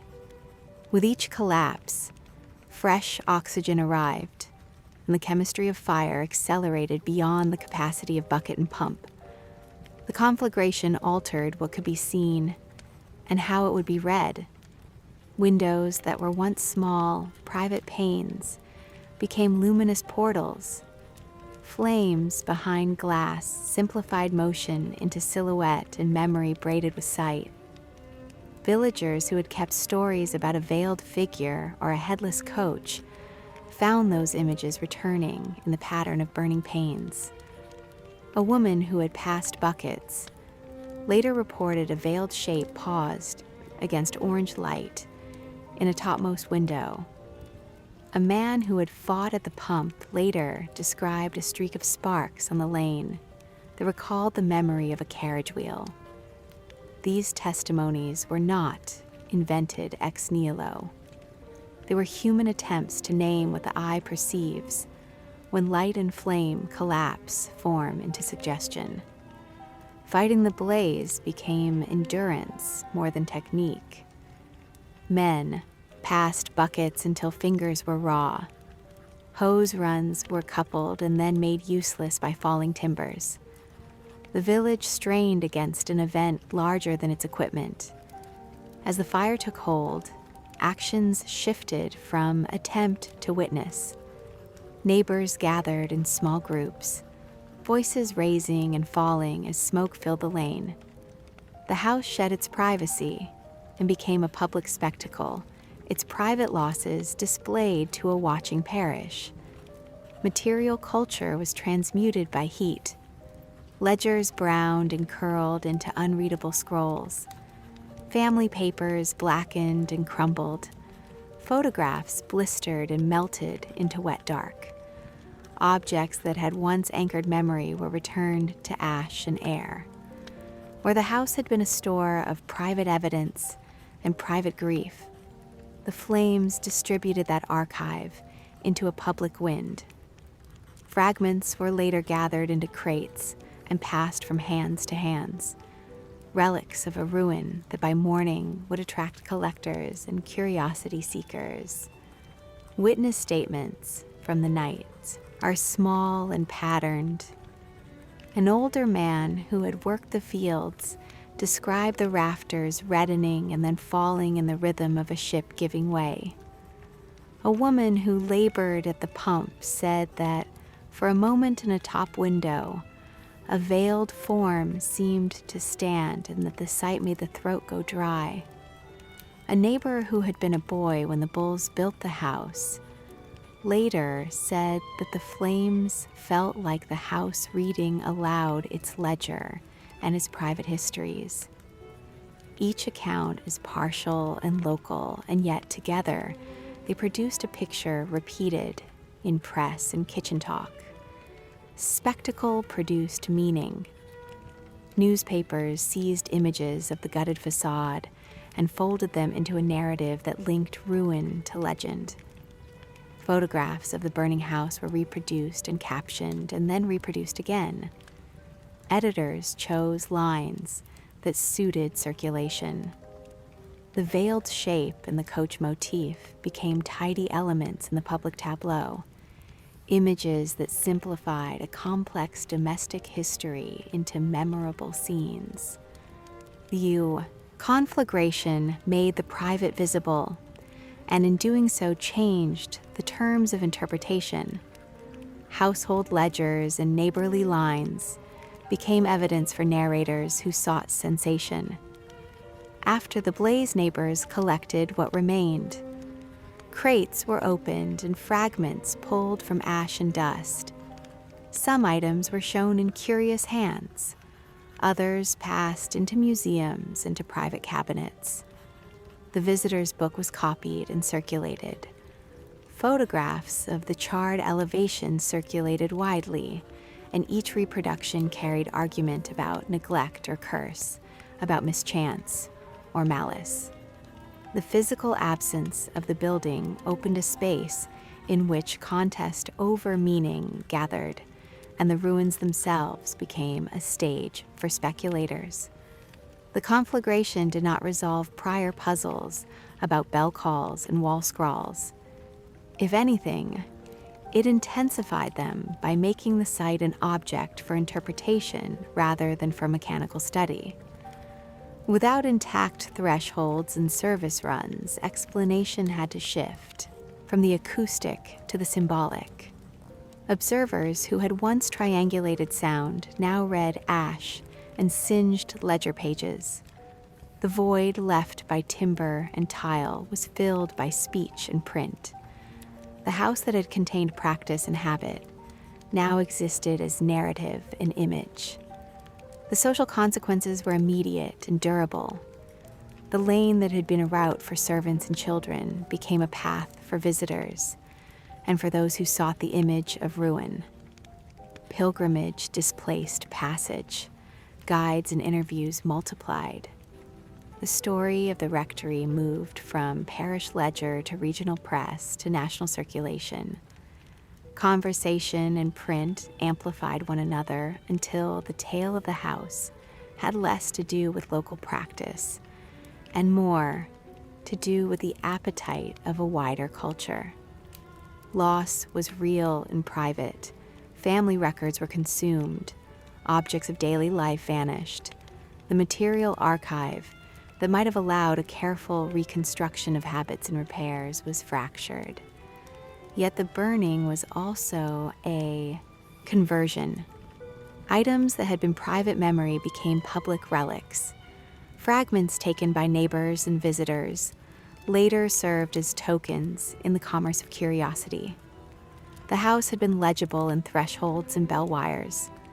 After the fire, the place was legible in image and assertion. Editors and storytellers quarreled over what the flames had shown and what they meant. Witnesses insisted on what they had seen in panes and in smoke. Critics insisted on tricks of reflection and on the economy of human imagination facing spectacle. Both readings held social truth.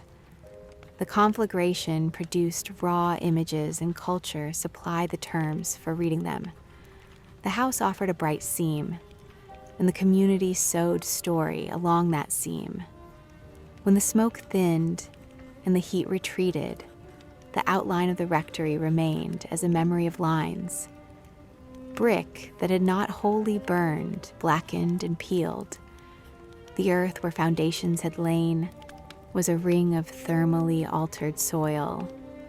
The summer house survived in part like a bone dislodged from soft tissue. For those who watched, the landscape had altered. The nun walk persisted, grass and yew reclaiming the path. But the lane now carried other meanings. In later weeks, fragments of testimony would be boxed and cited. A neighbor would recall the veiled shape in a high window. A local innkeeper would recite the story of a coach light, where no coach had been seen in memory. These lines became part of the public archive and were quoted in dispatches that folded parish fact into national narrative. The Conflagration had ended a chapter of material life and begun another of representation. The frame was gone. The grammar remained, and it traveled. Crates and boxes lined the ground where the rectory had stood, a scattered inventory of absence. Items emerged in stages, some whole enough to be recognized as once familiar, others reduced to fragments that required patient reconstruction. The material archive that survived neglect, and the fire offers a grammar for the house that is not verbal. It speaks by thread and stain, by fold and abrasion, by the placement of a scrawl on paper or the way a button bears the mark of the hand that fastened it. To read Borley through its things is to follow a biography of attention, a record of what was used and mended and kept. The plainly cataloged objects tell the most immediate stories. Linen folded and tied in bundles smells faintly of coal and damp. Hems darkened where repeated repairs mark habit rather than neglect. A cracked teacup shows a soot ring at its lip, and a hairline fracture that fixes it to a particular hurried evening. A scrap of paper pressed between the leaves of a Bible bears blotched ink at the corners, a trace of a hand that wrote by the uncertainty of lamplight. These items do not narrate in sentences. They offer gestures. Together, they map the work of washing days, of sermon preparation, of children sent to bed with a story and a cup warmed by a hearth. Ledgers in the visitor's book operate at a different scale. A ledger line of expenditure records date and cost and thus anchors the building within fiscal resolve. The visitor's book performs another social function. Names and signatures become markers of passage. A penciled entry at the page edge records a night stay that is otherwise invisible. An unsteady hand that signs late in the book yields a clue to urgency or to haste. Ink blots function like meteor traces across social life. A ledger entry for roofing or for glazing is also an index of care, a visible sentence that explains where attention was paid and when it failed. Small domestic relics carry a private intimacy. Blankets retain thread patterns unique to bodies and to laundering. A repeated stitch at a hem suggests mending as a deliberate refusal to discard, an economy of repair that reveals what a household valued. A dented locket shows wear at a particular edge, a nick that fits a memory of a child or a tool. A pressed flower folded into a book is a time capsule, a flat geometry that insists on the season in which it was plucked. The flower preserves a faint tannic residue and a smell that survives only for a few breaths, the rest reduced to chemical memory. These objects transmit affection and routine, and because they were kept, they make absence legible. The skull from the library cupboard registers differently. Bone is an evidence of deposition and of context that fabric and paper cannot supply. The fine silt within the sockets, the abrasion along a fracture, the matrix of clay adhering in grooves, all document a biography of commingling between household and soil. Bone rarely provides a plot. It supplies boundary conditions. The skull links the domestic space to the cemetery. It moves the archive into a funerary register. The household response to the find, how the parcel was unwrapped and recorded, the act of burial in the churchyard, these responses are themselves documentary. They show how a community encounters material traces of the dead. Cupboard finds in the library show a different habit. Parcels tied with rotten twine, newspapers folded from the 70s, a broken porcelain inkwell, a bundle of waxed string. These are the practices of storage. To tuck things into a library cupboard rather than into an attic trunk is to link object to thought. The choice locates a thing beside books and sermons. It frames the preserved object as part of moral work, as if memory should be kept within reach of study. That placement is evidence of an intention, a small ritual of proximity.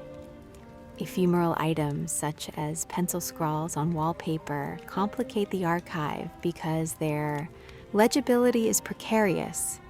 Wall writing is material before it is semantic. The depth of the line into paper fibers, the smudge of erasure, the lightness or weight of pressure, all tell of the act of inscription. A hesitant stroke suggests a hand not used to writing. Heavy indented scoring implies repeated attempts. The height of a scrawl locates the likely author. A repeated phrase lodged into plaster becomes palimpsest. It resists simple reading and invites techniques of conservation and imaging to recover its form. Objects circulate, and that circulation amplifies meaning. A photograph reproduced in a newspaper enters a different economy than the original album. A fragment of wallpaper sold to a curiosity dealer changes status from domestic detritus into token. The movement from private object to public artifact does not alter the object materially, but it alters the social frame that gives it meaning. A pressed flower in a Bible remains intimate until it is shown under glass in a public case, and then it becomes proof for a narrative it never intended. Conservation introduces ethical trade-offs. To remove an object from its context preserves textile and thread count, but forfeits the smell of the box and the fold marks that encoded use. A blanket shown under glass loses the fold pattern that told how it was kept. Curators must choose between saving and severing. In Borley, many objects passed into hands that treated them as curiosities. That conversion of relic into commodity changed how the story of the house was told. Objects also constrain hypothesis. A kettle showing soot predominantly on one face suggests the angle of the hearth and the position at which a body stood tending it. A ledger noting roofing payments in a particular season cross-referenced with surviving nail patterns in rubble yields a repair biography.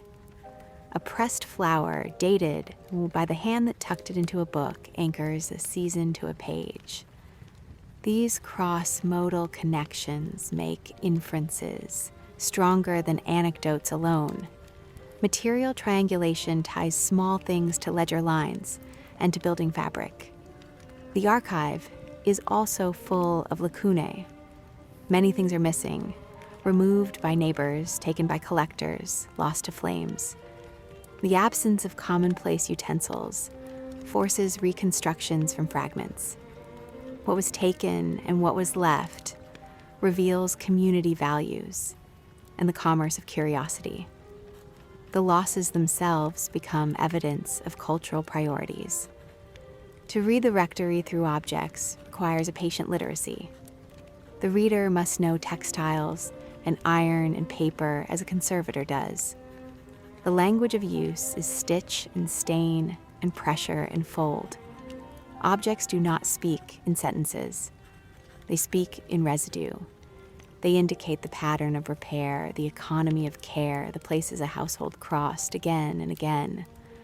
A dented locket, a sooty teacup, a ledger line, a pressed flower, a pencil scrawl, a patched blanket, a skull fragment together form a grammar of habit, of concealment, and of eventual dispersal. Objects are residual witnesses. They do not claim to tell the whole story. They insist on particulars. They allow reconstruction in detail where memory blurs.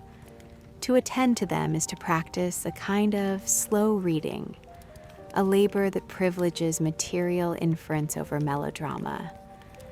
The archive of Borley thus yields a mode of history rooted in stain and fold, in ledger ink, and in the preserved weight of daily life. The rectory closes the case not by answering the questions it raised, but by making those questions more public. Architecture, objects, and ritual combine to compose a persistent text, one that outlived timber and tile and traveled as ledger line and printed photograph. The building taught people how to look. The household taught people how to keep. The village taught people how to tell the story again. 3 simple propositions hold the argument together. The house is a text whose plan arranges power and habit. Objects are indexes that translate use into evidence when memory is unreliable. Landscape is a memory machine that keeps its own calendar of mist and soil and roots. Read together these elements, explain why the uncanny at Borley was not only an effect of sight, but a consequence of practice. The nun was legible because the garden produced a path that could be named. The wall scrawls persisted because paper and plaster held graphite where hands returned. The skull mattered because the boundary between house and earth had already been porous. The final act of the story is a conversion. Material life was consumed and scattered, and the surviving things changed their social careers. A blanket became a relic. A ledger line became a headline. A photograph turned into an emblem. The destruction did not end interest. It concentrated attention and converted private practice into public archive. From that point forward, the house existed less as place than as a vector for narrative. The method used here insists on restraint. Reports are treated as material data or as socially conditioned testimony. Instruments and observation are described as interventions, not as neutral proofs. The role of collectors and the press is acknowledged as part of the transmission chain. The conclusion is not that the house did or did not host spirits. The conclusion is that a particular constellation of architecture, habit, and expectation produced the phenomena and the patterns by which subsequent generations read them